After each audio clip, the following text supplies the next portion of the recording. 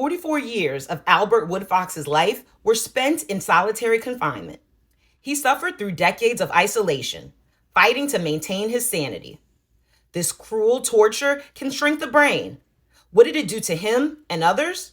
In 1995, former Black Panther Albert Woodfox was convicted of the murder of a corrections officer. Despite maintaining his innocence, he spent 44 years in solitary confinement, enduring the worst of prison inside his tiny 6 by 9 foot cell. Prison is terrible, but being isolated in solitary is even worse. Living in solitary confinement can be devastating to the brain. Research has shown that the brain and the neurons inside of it will physically shrink by as much as 20%. However, the damaging effects of solitary don't stop there. As the brain shrinks, solitary victims experience social pain, feelings of distress caused by social deprivation.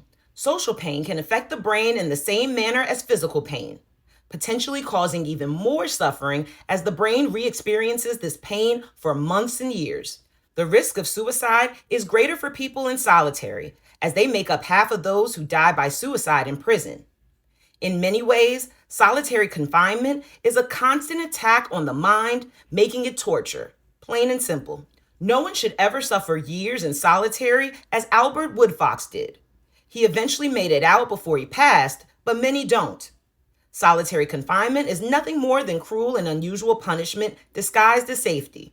It must end. We all know schools aren't teaching Black history correctly. That's why PushBlack is so important. Will you support truthful, accurate, empowering Black history content with a donation? Click the link in our bio to donate now.